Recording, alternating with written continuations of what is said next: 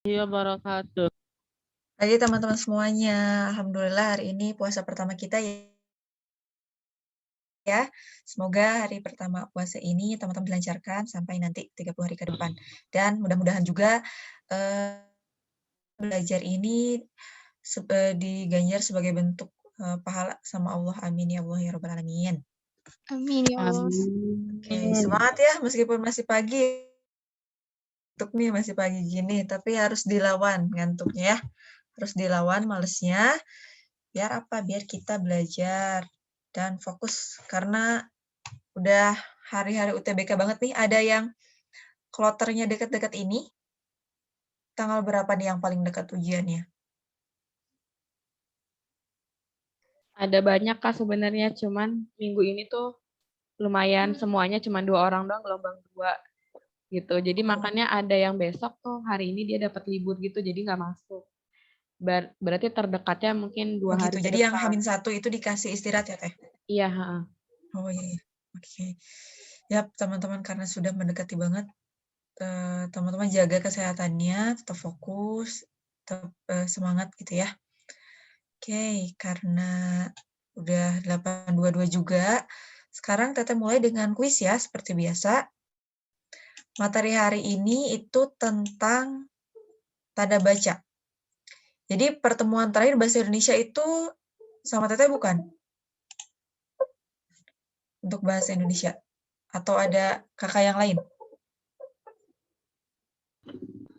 Sama kakak yang lain kayaknya mah.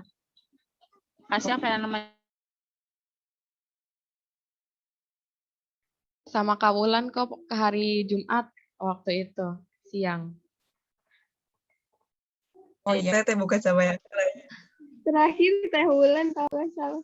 Heeh. Iya, sekarang juga Teh Wulan ini ya. Oke.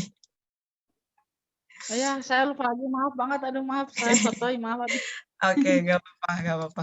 Nah, karena berkelanjutan,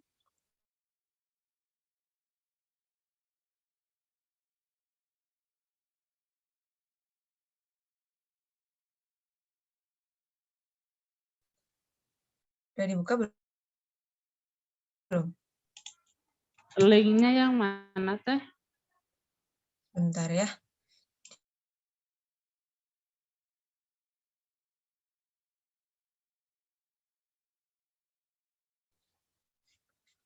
Oke, sebentar.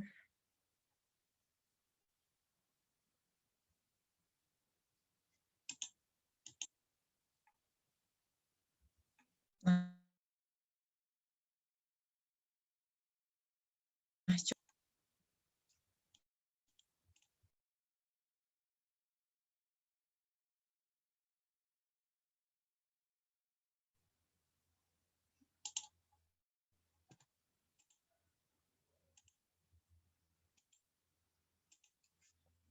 oke, silakan jangan lupa pakai kelas ya. Saintek 2 strip siapa?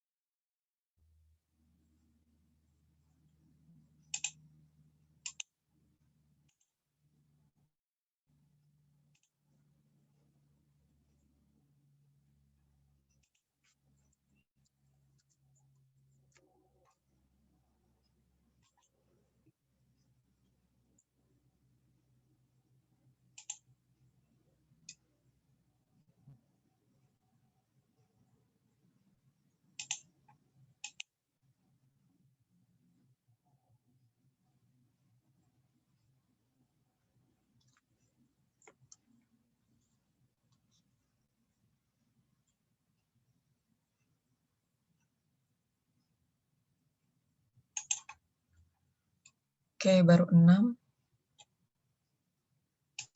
Harus berapa? Oh, satu lagi yang belum.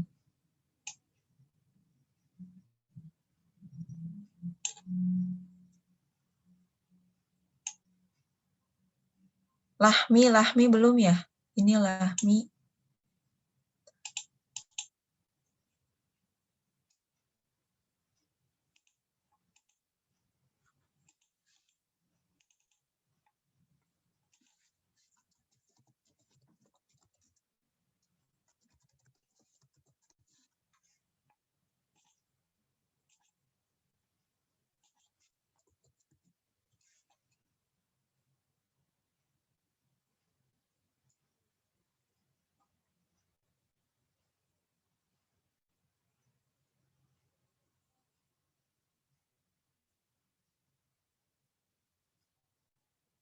Oke, udah.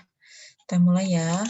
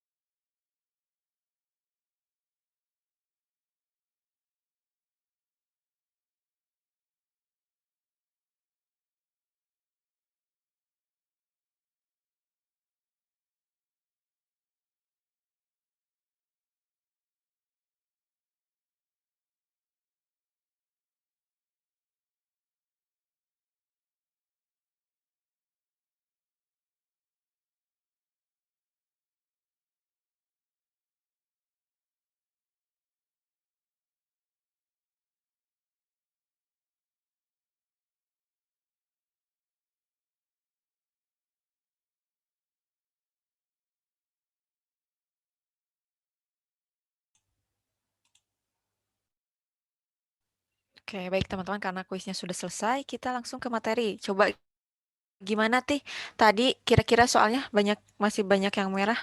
Susah atau bingung? Bingung. Ada teliti. Masih bingung ya?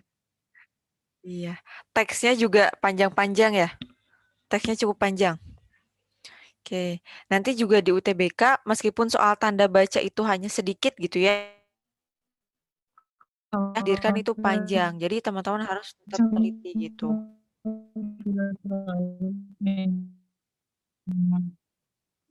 Gimana? Siapa ini tadi yang bicara? Putus-putus.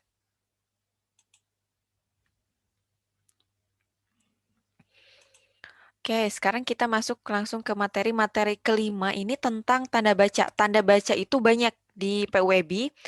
Coba Teteh share dulu PUEB-nya itu. Bisa teman-teman download juga. Ini Permendikbud nomor 50 PUEB. Nanti banyak kok di internet bisa dicari. Nah, pemakaian tanda baca ini ruang lingkupnya banyak sekali gitu ya. Di sini ada dari A sampai O gitu. Tapi yang sering muncul, kita bahas yang sering munculnya aja. Yang sering muncul itu biasanya ini sering banget. Kemudian tanda hubung, tanda pisah itu sering. Kemudian petik. Tanda petik, kemudian apa lagi? Ini sih yang sering. Kayak ini juga kadang tapi nggak banyak. Nah ini tapi tidak sebanyak tanda koma. Tanda koma ini banyak sekali biasanya keluarnya. Karena apa? Karena selain materi tanda baca, tanda koma juga bisa sebagai tanda kalimat itu apakah kalimat yang efektif atau tidak, begitu ya. Jadi yang dibahas pun dalam pretest ini itu tidak keseluruhan, tapi hanya sebagian. Jadi berdasarkan frekuensi yang sering muncul di UTBK. Seperti itu ya. Oke, kita balik lagi ke PowerPoint-nya. Oke, kita langsung ke pembahasan pretest. Nah, soal pertama, manakah perbaikan penggunaan tanda koma yang tepat? Coba Setelah kata namun. opsi yang berapa ini? Yang C. Oke, opsi yang C. Kita lihat opsi yang C. Setelah kata namun di awal kalimat harus menambahkan tanda koma. Kenapa? Kenapa? Kenapa setelah kata namun harus ada tanda koma? Itu yang konjungsi antar kalimat kan teh. Betul.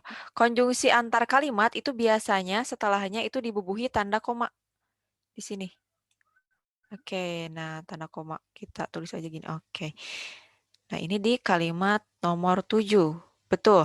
Konjungsi antar kalimat itu biasanya diakhiri oleh tanda koma. Kata namun itu adalah konjungsi antar kalimat. Konjungsi apa? Namun itu fungsinya untuk konjungsi? Ayo yang masih ingat. Konjungsi apa?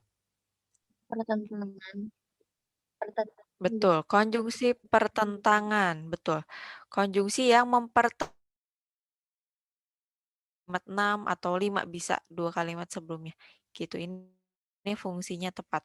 Jadi jawabannya untuk nomor 1 itu C. Setelah kata namun di awal kalimat harus menambahkan tanda koma. Oke, kita lanjut. Nah, di sini kita bahas dulu materi apa aja sih, aturan apa aja terkait tanda koma ini. Kita bahas satu persatu. Mungkin hanya tanda koma saja yang dirigidkan seperti ini karena memang ruang lingkupnya banyak. Untuk tanda baca yang lain itu seberjalannya soal ya. Oke, kita lihat di sini ada 13 poin aturan dalam penulisan tanda koma. Banyak sekali tapi akan bergantung dengan konteks dengan teksnya. Jadi tidak perlu dihafal tapi dipahami gimana sih tanda koma yang tepat itu seperti apa. Oke, kita mulai dari yang pertama. Tanda koma dipakai di antara unsur-unsur dalam suatu pemerincian atau pembilangan. Nah, misalnya perincian apa? Perincian saat UTBK, nanti hanya diperbolehkan membawa alat tulis seperti pensil, pena, dan penghapus. Di situ misalnya menggunakan tanda koma baik di setelah pensil, pena, dan penghapus gitu. Jadi ada 2 tanda koma untuk perincian. Seperti itu. Karena kalau perinciannya lebih dari 2 itu harus pakai tanda koma, kan kalau hanya 2 perinciannya atau unsurnya itu cukup dengan dan, tapi kalau lebih itu menggunakan tanda koma. Ini untuk unsur pemerincian. Masih mudah ya. Kita Kita lanjut ke poin yang kedua. Tanda koma dipakai sebelum kata penghubung seperti tetapi, melainkan, dan sedangkan. Di sini biasanya untuk kalimat majemuk setara. Ada tetapi, melainkan, dan sedangkan. Itu adalah kalimat majemuk. Nah, kalau kata karena, itu sebelumnya harus ada tanda koma atau malah gak boleh? Nggak ada tanda komanya, Kak. Betul, sebelum kata karena itu tidak boleh ada tanda koma. Biasanya di sini juga enggak. Kenapa? Karena strukturnya akan menjadi tidak jelas. Kalau karena itu diawali oleh tanda koma. Jadi selain tetapi, melainkan, dan sedangkan itu biasanya karena itu tidak boleh didahului oleh tanda koma. Oke, di sini tulis aja deh biar nggak lupa. Kecuali karena. Oke, di sini ya. Oke, ini poin yang kedua. Poin yang ketiga, tanda koma dipakai untuk memisahkan anak kalimat yang mendahului induk kalimatnya. Kayak gimana sih anak kalimat yang mendahului induk kalimat? Anak kalimat itu biasanya ditandai oleh konjungsi atau preposisi.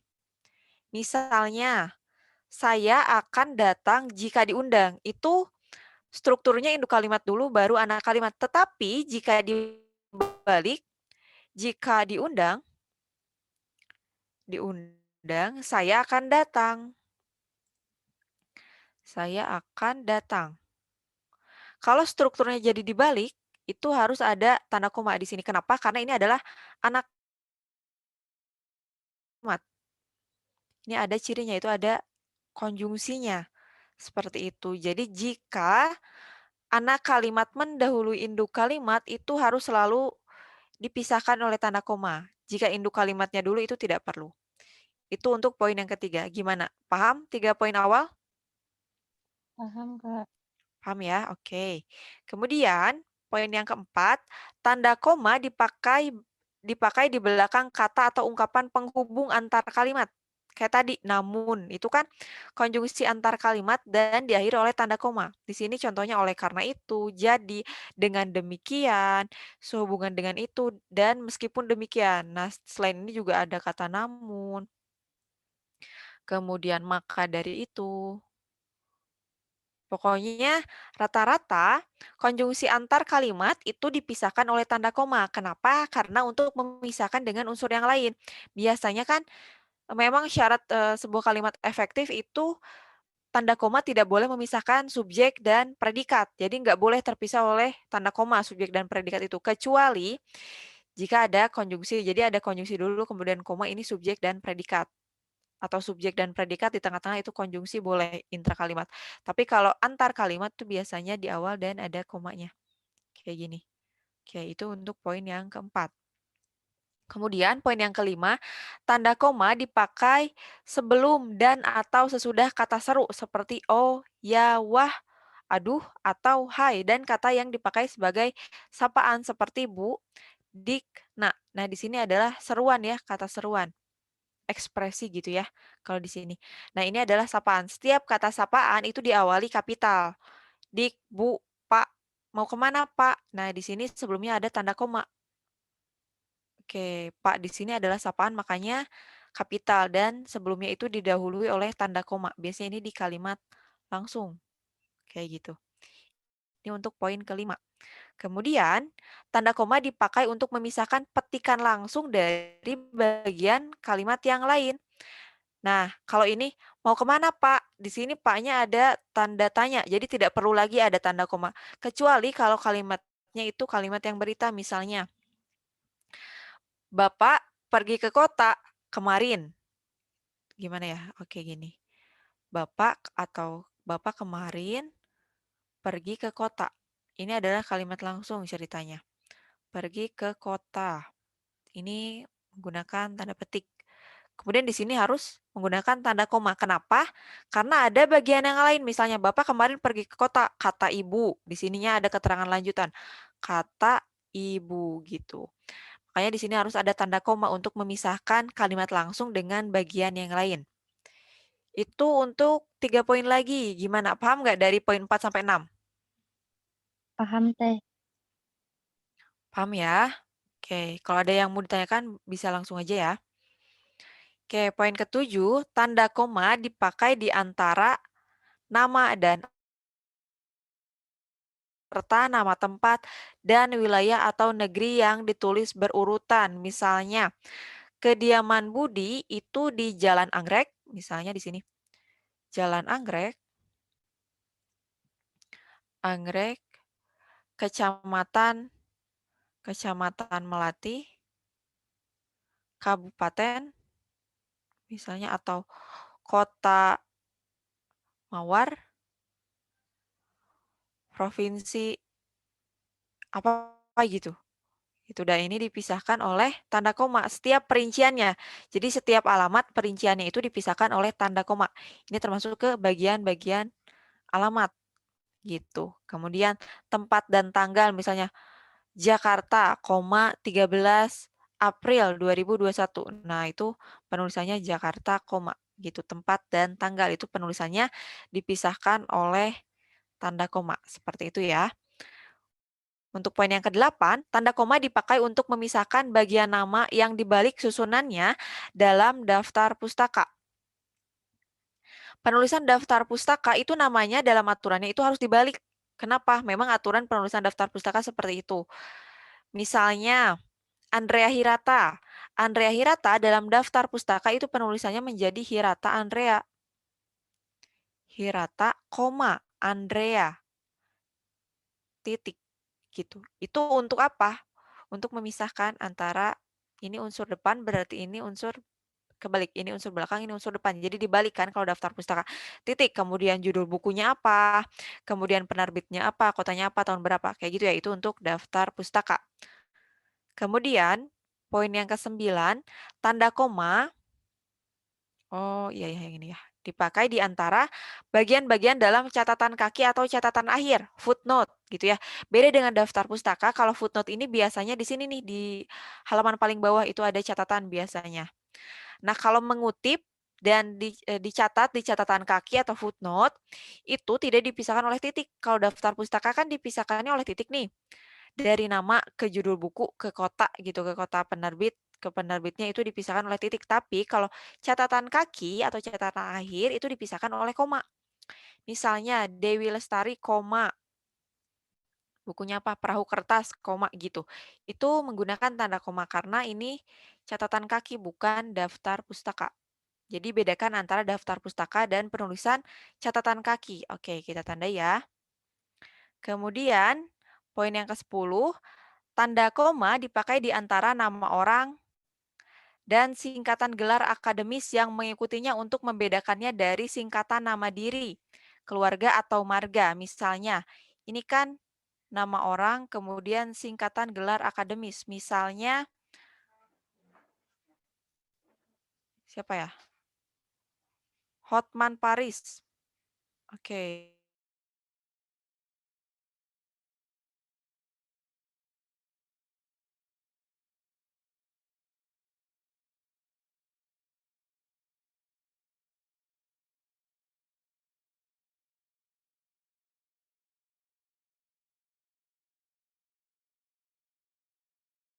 Ini untuk nama dan gelar.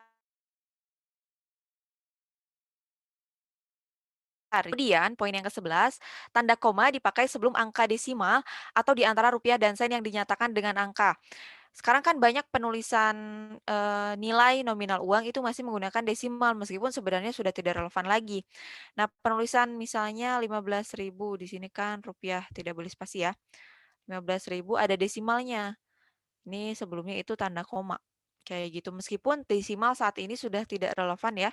Sen itu sudah tidak relevan dengan kita, tapi dalam penulisannya itu masih digunakan. Oke, kita tandai. Kemudian poin yang ke-12, tanda koma dipakai untuk mengapit keterangan tambahan atau keterangan aposisi. Keterangan aposisi itu yang kayak gimana? Keterangan aposisi itu yang kayak gini. Misalnya Anies Baswedan,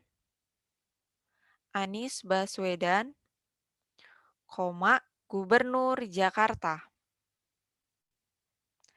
Gubernur Jakarta.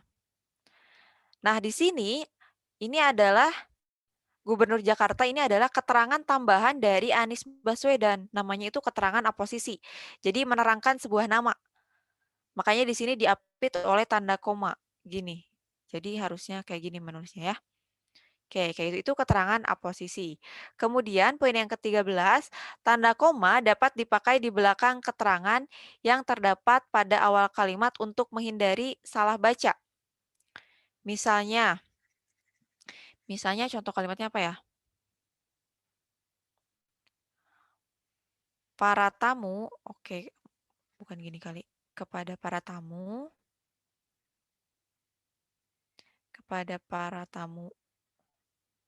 tamu undangan, kami ucapkan terima kasih. Kami ucapkan terima kasih. Tanda komanya itu di sini. Untuk apa? Untuk memisahkan agar maknanya itu sampai, agar menghindari salah keterbacaan.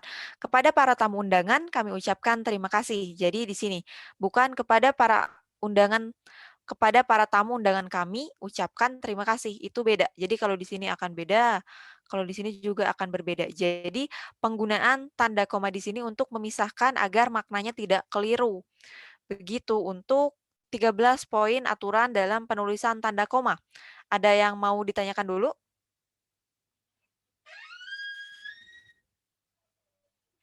Ada yang masih bingung nggak? Atau udah jelas? Cukup jelas deh. Kak, aku mau tanya, Boleh. untuk yang poin kelima, tanda koma dipakai sebelum dan atau sesudah kata seru. Itu semisal kutipannya, hai sama nama. Misalnya, hai Andrea. Nah, itu setelah hai itu pakai koma. Atau hai Andrea, koma, baru ada Rea, koma biasanya. Atau kalau misalnya itu baru. seruan, hai, koma, bisa langsung. Jadi sebenarnya bisa keduanya, tetapi setelah hai itu harus koma. Jadi kalau misalnya ada kalimat lainnya itu pakai koma lagi ya, Kak? Pakai koma lagi, tergantung bentuk kalimatnya seperti apa. Kalau misalnya hanya menyapa saja, hai Andrea, hai koma Andrea, titik, gitu kan.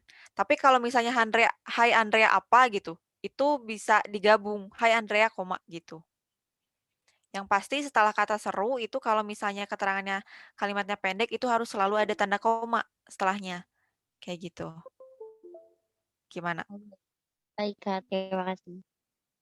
Oke, ada yang mau ditanyakan lagi? Ayo nih panjang apa poin tentang tanda koma ini dan biasanya sering muncul. Atau udah jelas? Jelas? Jelas? Ini nggak tidur Jelas, kan? Kak. Oke, Jelas, ini Kak. oke. Oke, kalau jelas kita langsung ke pembahasan yang kedua. Nomor 2, penggunaan tanda baca yang tidak sesuai terletak pada kalimat berapa? Coba jawabannya yang mana?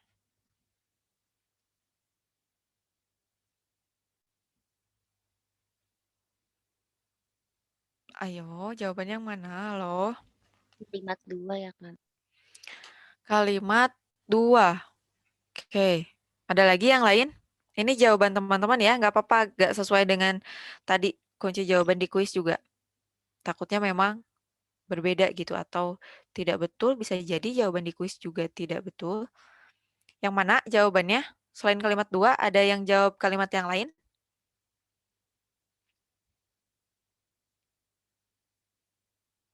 Nggak ada.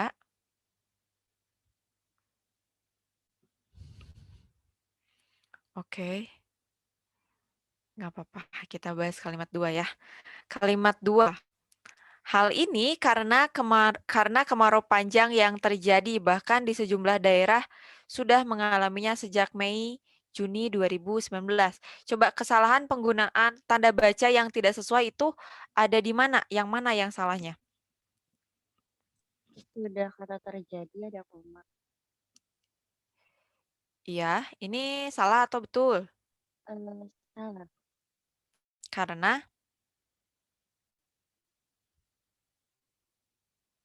Coba. Penggunaan tanda koma di sini itu sebelum konjungsi penegasan. Biasanya sebelum konjungsi penegasan ini sebelumnya ada tanda koma. Jadi penggunaan tanda koma di sini betul. Biasanya tanda koma itu setelah bukan konjungsi. Setelah awalan kalimat ini ada rujukan. Hal ini biasanya ada tanda koma. Kenapa tidak menggunakan? Karena di situnya ada kata karena. Sebelum ke konjungsi penegasan. Nah, sekarang apakah ada yang salah di kalimat 2 ini? Coba. Itu Teh, setelah kata Mei ada strip. Ya, strip. Berarti itu tuh gini ya. Mei, strip, Juni. Kesalahannya di mana? Di penggunaan Harusnya? stripnya. Harusnya Nggak ada. dihilangkan. Berarti Ya. harusnya gini. Apakah begini betul? Astagfirullah. Enggak juga sih Teh. Coba gimana? Coba. Di dalam tanda baca bedakan. Ada 2. Ada yang namanya tanda hubung. Ada yang namanya tanda pisah. Coba, ini tanda hubung atau tanda pisah? Tanda hubung. Tanda hubung betul yang pendek gini. Tanda pisah itu yang agak panjang. Jadi kalau di Word itu 2 kali stripnya, jadi nanti otomatis panjang. Kayak gitu, nanti tergabung sendiri. Jadi bedakan antara penggunaan tanda hubung dan tanda pisah. Tanda hubung itu biasanya untuk membedakan apa? Untuk membedakan kata ulang, bukan membedakan, untuk menghubungkan kata ulang. Misalnya, di kota-kota, itu ada pengulangan. Di kota-kota berarti artinya banyak kota.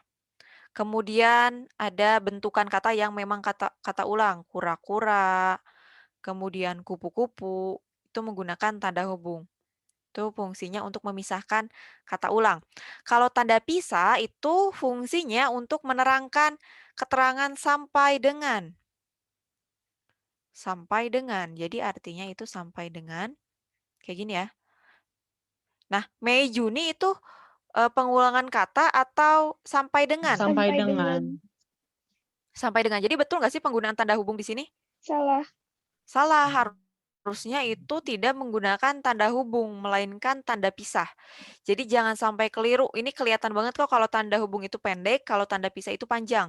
Gini ya, 2 gini ya. Oke, jadi kesalahan penggunaan tanda baca itu ada di sini. Ada di Mei, Juni. Harusnya bukan tanda hubung, melainkan tanda pisah yang panjang. Kayak gini. Jadi jawabannya itu betul kalimat yang kedua, tapi kesalahannya itu bukan di tanda koma, melainkan di tanda hubung. Gitu ya, jadi jawabannya itu yang C. Gitu, paham? Paham, Kak. Oke, kita lanjut ke soal berikutnya.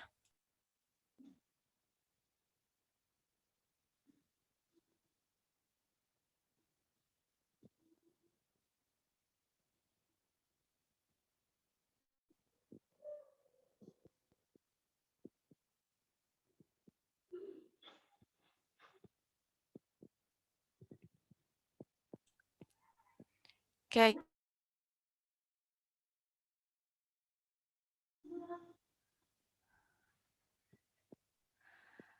Akibat buruk dari berita bohong adalah munculnya rasa saling curiga, sikap tak percaya, intoleransi, bahkan kebencian terhadap pihak atau kelompok tertentu.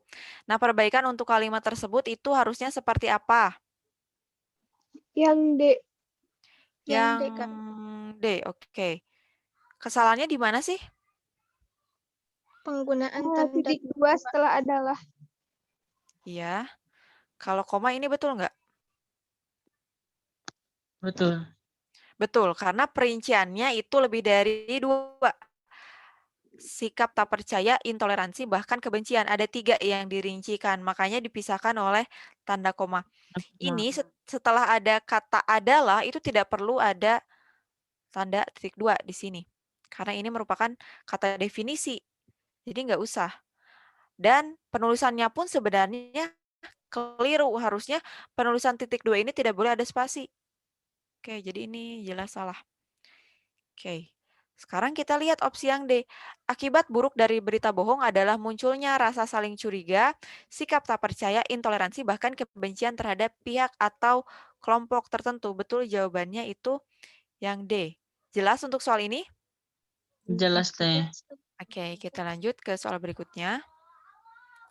Perbaikan yang benar dari kalimat tersebut. Coba, ini yang mana yang harus diperbaiki?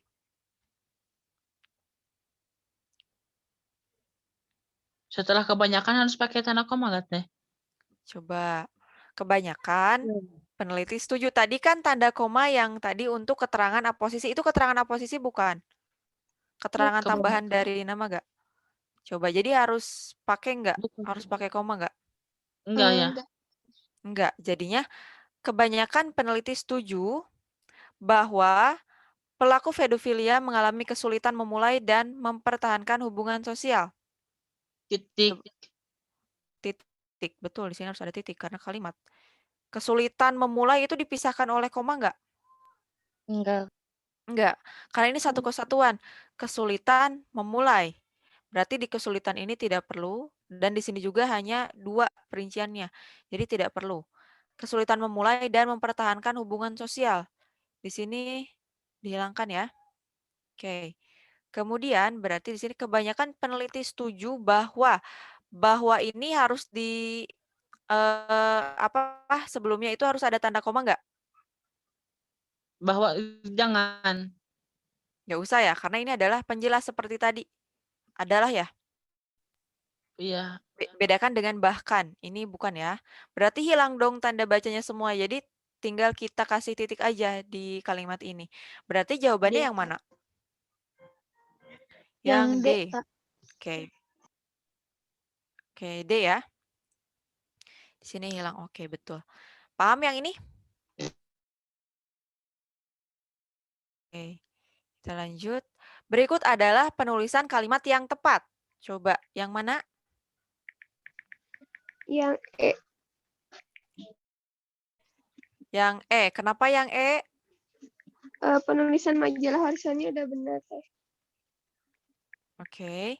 Penulisan nama majalah itu harus miring atau kutip? Miring. Miring. Ingat ya, penulisan nama majalah itu harus miring. Oke. Kemudian di sini berarti yang kutip kita coret ya, bukan. Tinggal sisa 2 opsi. Penulisan majalahnya gitu, kapital atau tidak? Tidak. Tidak perlu, karena ini tidak diikuti oleh nama, jadi tidak perlu kapital. Redaktur juga perlu kapital atau tidak? Tidak. Tidak, karena tidak diikuti oleh nama. Jadi penulisannya ini sudah tepat gitu. Kemudian yang tepat tanda hubung atau tanda pisah. Tanda pisah. Tanda pisah. Tanda pisah ini betul karena maknanya sampai dengan ya tahun 66 Iya. sampai 72. Oke, di sini ada Arif Budiman kapital karena unsur nama. Oke. Penulisan yang betul itu adalah betul yang E jawabannya. Gitu. Jelas? Jelas teh. Jelas, Oke, Kak. kita lanjut ke soal berikutnya. Nah, perbaikan kalimat bercetak tebal tersebut yang benar. Coba, yang benar itu yang mana? Coba. Yang E. Yang E. E. Coba. Apa sih perbaikannya? Di sini Direktur Jenderal Tanaman Pangan Suwandi menjelaskan salah satu faktor yang menyebabkan harga kedelai melambung tinggi yaitu karena ongkos kirim yang juga mengalami kenaikan. Kesalahannya itu di mana? Kalau Di setelah setelah Suwandi pakai tanda koma, terus Tanda. melambung dia tinggi itu pakai tanda koma. Oke, melambung sama tinggi. dia itu pakai tanda koma gak teh setelah dia itu? Tidak ya? Tidak, karena ini lihat ada kata apa? Ada kata Penjelasan. karena, ada konjungsi sebab akibat di sini karena. Karena kan tadi udah dijelaskan tidak boleh didahului Iya. oleh koma. Jadi di sini betul tanda komanya di sini sebelumnya itu. Sebelum itu ini penjelasannya itu yang yaitu ya. Nah, ini karena itu konjungsi. Makanya nggak ada di sini nih, nggak ada koma setelah yaitu karena menghadapi kata karena. Gitu, karena menghadapi kata karena ya. Di sini ada tanda koma. Kemudian, kenapa di sini ada tanda koma 2 gini? Karena merupakan karena apa? Penjelas dari Direktur Jenderal Tanaman Pangan, Kak. Betul, itu adalah penjelas atau namanya keterangan aposisi. Jadi ada penjelas dari nama. Betul. Ya, Teh. Paham, Kak. Oke, paham ya. Kemudian lanjut. Bagaimanakah yang bukan perbaikan dalam penulisan yang benar agar kalimat tersebut menjadi efektif? Coba cermati soal ini. Bagaimanakah yang bukan perbaikan? Berarti yang tidak perlu kita perbaiki agar menjadi efektif. Itu yang mana jawabannya? Tadi jawaban teman-teman apa? Bukan jawaban dari kuis. Yang D, Kak. Kalau saya yang C. C. Terus ada lagi? Iya. Ada Pas lagi, di ada kuis lagi? itu. Tapi salah yang C, Teh. Oke. Yang benarnya D. Oke. Nah, selain lihat yang benar, yang lain jawabannya apa? Atau udah betul semuanya D? D, C, ada yang jawab opsi lain? Karena kebanyakan terkecoh di bentuk soalnya. Bagaimanakah Iya. yang bukan perbaikan dalam penulisan yang benar agar kalimat tersebut menjadi efektif? Di sini bahkan sudah dicetak tebal untuk apa? Agar diperhatikan nih. Lihat di sini yang bukan perbaikan, jangan sampai salah mengira, salah menafsirkan gitu ya. Kalau yang C, kita lihat yang C, menulis nama hari dengan awalan kapital pada kata Selasa. Selasa itu di mana? Mana sih Gianyar Bali. Gianyar Bali Selasa ini. Gianyar Bali Selasa ini. Oke. Penulisan hari itu harus kapital gak sih? Harus ya. Harus. Jadi perlu diperbaiki nggak? Perlu. Perlu ya. Jadi di sini bukan, karena di sini soalnya adalah yang diminta yang bukan perbaikan gitu ya.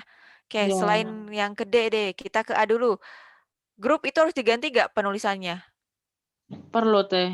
Perlu, karena Kalau grup itu apa? Tidak baku.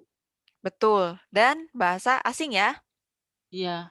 Jadi harus Harus dipadankan ke dalam bahasa Indonesia, diganti jadi grup gitu. Kemudian Iya. menghilangkan tanda baca titik setelah kata grup G. Di sini grup G itu titiknya perlu dihilangkan nggak? Perlu. Karena Banyak kalau ada titiknya. iya, karena ini jadi tidak jelas. Karena kan ini satu kesatuan ya. Grup G Piala AFC 2020 ya nggak? Jadi di sini Iya. Oh, titiknya iya, itu bahasa harus Indonesia. dihilangkan. Jadi ini adalah satu kesatuan. Nama sebuah laga gitu. Jadi ini nama gitu. Jadi tidak boleh dipisahkan oleh tanda titik. Jadi perlu diperbaiki. Oke. Kemudian yang E, kata tim diubah. TM Iya, jadi Teh. tim, TIM. Perlu diubah Perlu.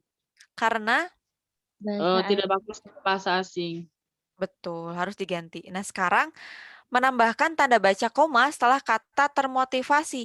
Kami termotivasi karena lawan kami Bali United adalah tim yang kuat. Coba harus ada tanda koma nggak? Enggak, Kak. Enggak. Enggak. Karena apa?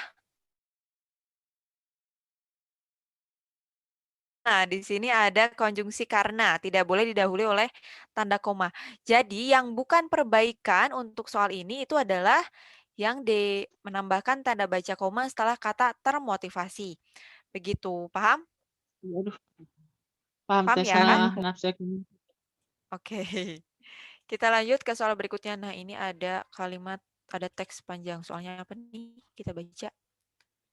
Oke, kalimat manakah yang dapat melemahkan paragraf jika dilihat dari penggunaan tanda baca? Coba dijawab dulu yang jawaban kalian deh. Yang jawaban tadi, betul nggak? Coba, kalimat mana? Terus jawabannya Kalimat apa lagi? 1.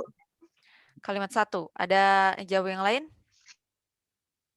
Enggak ditulis, Teh. Lupa jawabannya. Lupa. Harus lihat Oke, dulu lupa. soalnya. Lihat dulu soalnya, Oke. Teh. Yang bacaannya. Sebentar. Oke, kita tandai 84152. Nah, Oke, kita tandai ya. Kalimat 8, kemudian kalimat keempat, kalimat ke-1, kalimat ke-5, mana 5? Sesudah 4. Oke, 5. Kemudian kalimat kedua. Iya, kalimat 5 sesudah 4. Betul sekali. Oke. Coba. Tadi jawab apa? 1. Tadi jawab 1. Yang salahnya di mana? Tanda koma sebelum karena. Oke, ini udah diulang-ulang ya. Sebelum kata karena itu tidak boleh ada tanda koma. Oke, betul jawabannya yang 1. Tapi kita cek juga nih untuk ngecek di opsi yang lain. Guru Besar Fakultas Pertanian Universitas Lampung, Bustanul Arifin, memperkirakan produksi beras pada panen gadu rata-rata hanya mencapai 35%. Coba ini tanda koma di sini untuk apa? Supaya tidak salah membaca, salah tafsiran membaca. Bukan itu, bukan aturan yang itu. Coba aturan yang mana?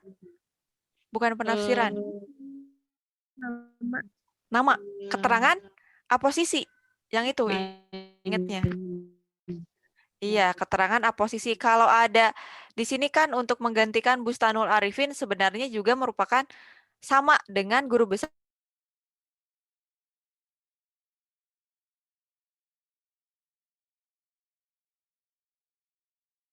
Fakultas. Arifin juga mengatakan dalam webinar Center for Indonesian Policy Studies bahwa di sini untuk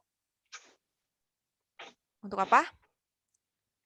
Ada tanda koma di sini untuk penjelasan, kemudian di akhir titik. Kemudian kalimat 5, oleh sebab itu, koma.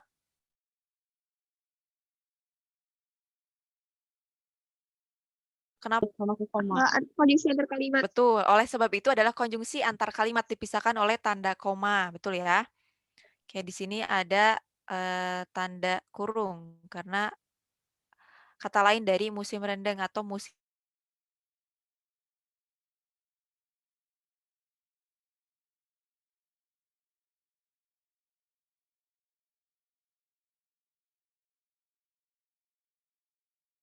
Tanda pisah. betul, tanda pisah yang artinya sampai dengan gitu. Jadi untuk soal ini tadi betul ya, jawabannya itu adalah kalimat nomor 1. Boleh kembali ya Teh, bentar aja. Coba, boleh. Mau nanya itu aja yang musim, kalau misalnya si musim basahnya nggak pakai tanda kurung, tapi jadi miring, bakal betul gak Teh? Enggak, karena nama lain itu biasanya menggunakan dalam kurung gitu. Iya. Oke, gimana? Dah? Tanda petik juga enggak. Tanda Enggak petik juga. juga salah. Iya, Siap. bukan. Itu aja, Teh. Jadi ini Makasih. tegas ya. Oke, tegas ya kalau ada nama lain gitu. Misalnya ini nama musim nih, ada nama lainnya yaitu musim basah. Jadi menggunakan dalam kurung di sini ada keterangan lain. Gitu ya. Oke, Iya, kita Teh. lanjut ke soal berikutnya.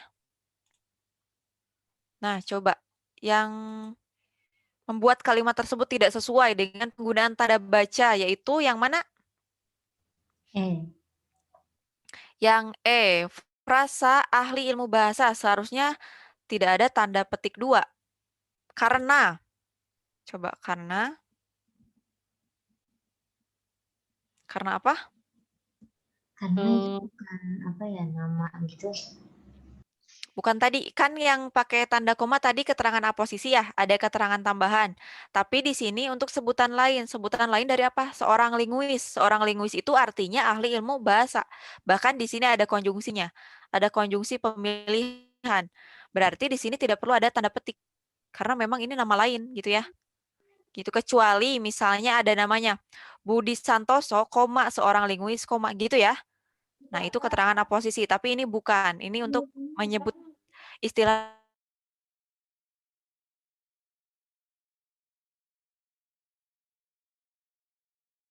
ini ada, ini tanda pisah, tanda hubung. Tanda Bung. tanda hubung karena bukan sampai dengan, artinya ya tahun antara tahun 1970-an, pokoknya di sekitar tahun itu gitu ya. Ini juga. Oke. Kemudian di sini dalam siaran pembinaan bahasa Indonesia ini harusnya tanda petik 2 atau miring. Coba.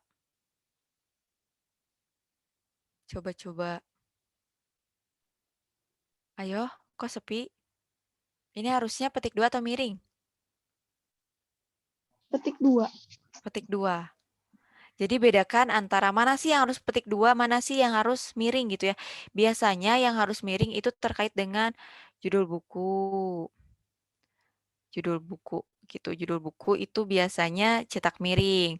Kemudian kalau yang ini kan nama sebuah siaran, film. Film itu biasanya tanda petik. Nah, ini ikut ke aturan film, nama siaran dalam televisi. Jadi jawaban ini itu yang E. Pada frasa ahli ilmu bahasa seharusnya tanda petik 2 dihilangkan. Ada yang mau ditanyakan dulu terkait kalimat ini, terkait soal ini?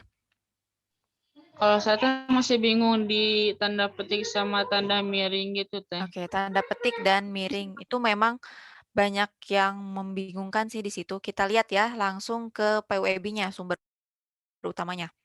Oke. Jadi di sini ada udah ganti ke PWB di sini? Sudah Oke, teh. udah ya. Di sini ada aturan penulisan petik, tanda petik. Oke, kita bentar-bentar. Ke halaman 52. Oke, sebentar. Bentar ya.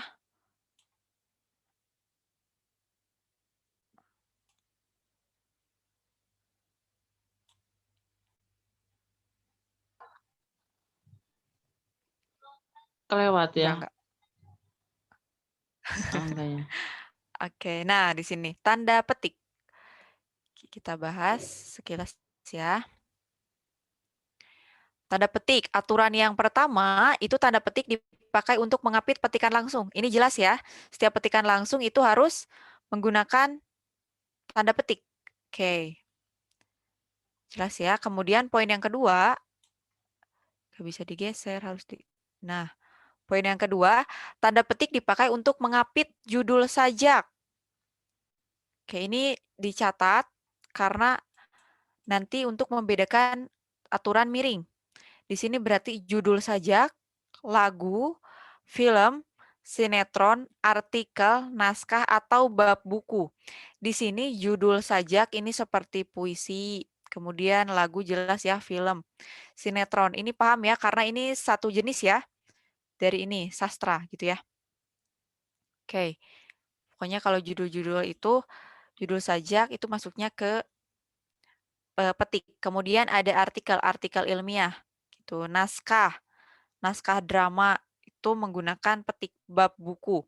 Kan judul buku itu harus miring ya. Misalnya yang mana ya? Film, judul buku Perahu Kertas bab 1 tentang apa gitu. Penulisan bab itu menggunakan petik dan judul bukunya itu miring gitu. Jadi harus ditandai mana aja yang harus petik, yaitu judul sajak, lagu, film, sinetron, artikel, naskah, atau bab buku gitu ya. Itu dari mana? Karena memang seperti itu aturannya ya. Ini jelas sumbernya itu Pedoman Umum Ejaan Bahasa Indonesia. Jadi kenapa? Memang seperti itu aturannya. Kayak gitu, bedakan dengan miring. Coba kita lihat. Kita cari ya, bentar. Ke huruf miring. Ini perlu dicatat? Udah dicatat? Udah ya? Sudah teh. Oke, sekarang kita cari huruf miring. Bentar-bentar. Oke, harus mana? Di atas sebentar ya.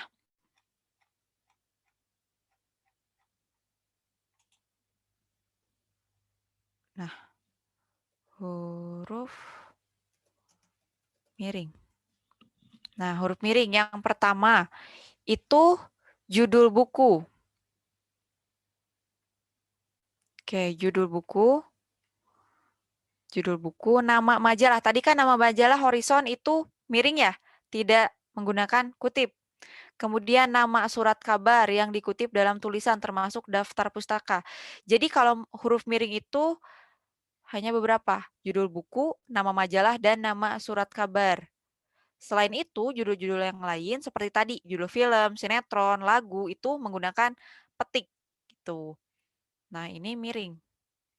Jelas ini salah asuhan, judul buku. Ini majalah Pujangga Baru. Surat kabar Cakrawala. Nah, surat kabarnya ini tidak kapital. Kemudian ini Kamus Besar Bahasa Indonesia miring. Gitu. Kemudian ada poin yang berikutnya. Huruf miring dipakai untuk menegaskan atau menghususkan huruf bagian kata. Nah ini, huruf terakhir kata abad adalah D, itu jelas ya. Kemudian poin yang ketiga, huruf miring dipakai untuk menuliskan kata atau ungkapan bahasa asing. Kalau ini jelas ya, yang membingungkan itu yang tadi mungkin ya, yang penulisan ini. Jadi bedakan. Ini dicatat ya. Huruf miring itu judul buku, majalah atau nama surat kabar. Kalau kutip itu tadi nama sinetron, naskah, artikel, itu petik. Gimana sejauh ini? Jelas? Jelas. Sama sama nama-nama ilmiah, Nama-nama Kak. ilmiah Ya, itu itu miring, mah udah itu miring. Itu jelas bukan kutip. Nama ilmiah itu miring ya. ya, Kak. Oke. Takutnya beda gitu antara biologis sama bahasa Oke, Indonesia. karena aturannya itu kan istilah asing dari Latin sebenarnya dan juga istilah khusus dalam akademik kan bahasa Latin sebenarnya udah nggak ada. Nah sekarang itu jadi istilah khusus dalam penyebutan gitu ya. Gimana? Jelas? Jelas. Jelas ya. Oke, kalau jelas kita balik lagi ke soal. Ada berapa lagi nih soalnya? Ada yang belum terbahas, satu lagi kalau nggak salah. Oke. Nah, tanda baca pada kalimat tersebut belum tepat. Agar menjadi tepat, yang harus dilakukan adalah, coba yang mana jawabannya? Yang D. Yang D menambahkan yang B. BD, bebek atau D, dodol? dodol. Dodol, oke. Dodol. Menambahkan tanda koma setelah kata menuturkan. Coba ini di mana? Dalam rapat itu, Menteri Ketenagakerjaan Ida Fauzia menuturkan berdasarkan data Badan Pusat Statistik per Agustus 2019, ada 5 provinsi dengan tingkat pengangguran terbuka tinggi, yakni Banten 8,11%, Jawa Barat 7,99%, Riau, Kepulauan Riau 6,91%, Maluku 7,08%, dan Sulawesi Utara 6,25%. Oke. Jadi harus ada tanda koma ya? Oke. Kalau di sini perlu nggak? Perlu nggak ada tanda koma? Perlu. Perlu, karena ini adalah keterangan aposisi. Tapi nggak ada ya, nggak ada di opsi ya? Oke, nggak ada di opsi. Jadi nggak apa-apa. Di sini catatan aja. Harus pakai koma di sini. Dalam rapat itu ini keterangannya. Jadi di sini juga pakai koma. Oke, menuturkan. Koma. Kenapa? Pakai tanda koma. Kan tadi ada bahwa ya. Misalnya menuturkan bahwa. Coba, kalau nggak ada kata bahwa itu perlu tanda koma nggak? Coba perlu nggak? Gimana Teh? Kan di sini menuturkan berarti ini kan mengutip dari Ida Fauzia, berarti ini adalah kalimat tidak langsung ya. Kalimat tidak langsung. Di sini kan tadi jawaban teman-teman menambahkan tanda koma setelah kata menuturkan. Kenapa harus ada tanda koma di sini? Supaya tidak salah baca mungkin. Supaya tidak salah baca karena ini betul mengutip biasanya menggunakan koma ini karena di sini juga nggak ada kata bahwa menuturkan bahwa itu bisa jadi awalan dari kalimat langsung, tetapi ini nggak ada kata bahwa, jadi menggunakan tanda koma di sini agar maknanya sampai gitu ya. Ini adalah kalimat tidak langsung mengutip, jadi kalimat tidak langsung, makanya ada kata menuturkan gitu. Jadi betul jawabannya itu yang D. Oke, gimana? Paham? Insya Allah Teh. Insya Allah. Oke.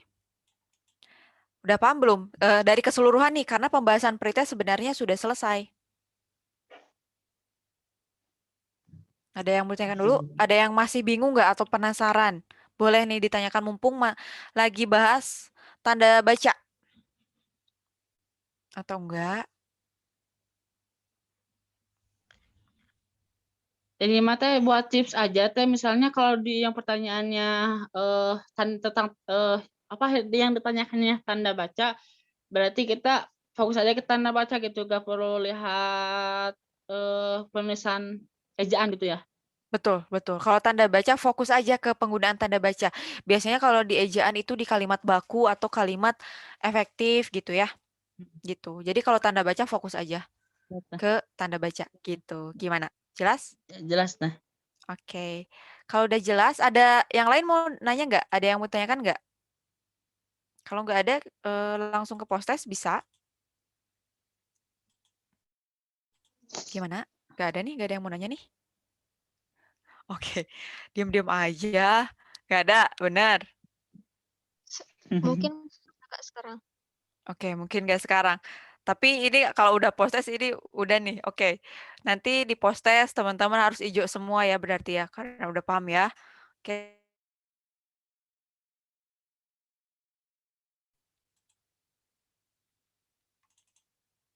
Kita masuk ke post-test.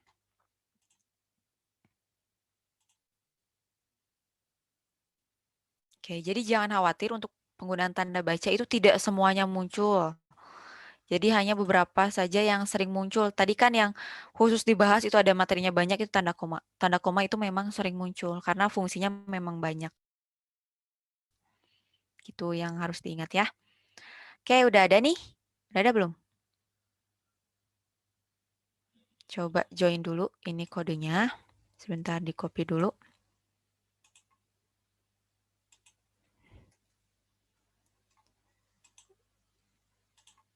Sebentar ya. Belum bisa di copy.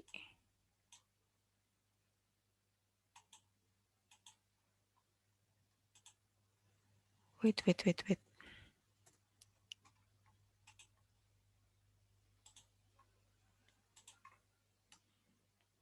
Belum bisa, sebentar.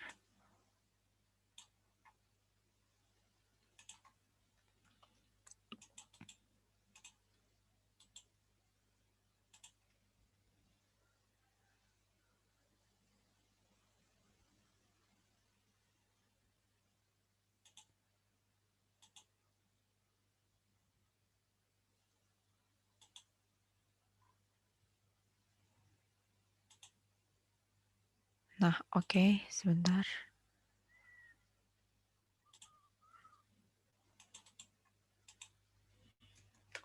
Oke, itu udah dikirim linknya ya.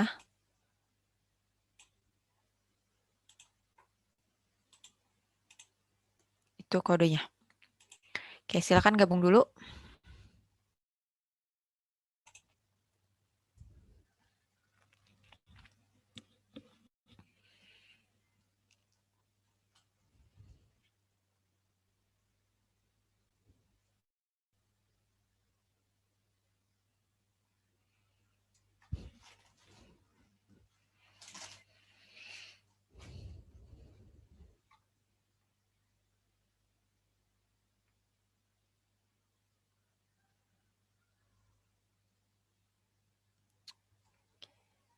Kita mulai dari sekarang aja ya, yang belum join bisa menyusul. Jangan lupa kelasnya, sainteknya, saintek 2, agar nilainya tidak tertukar. Oke.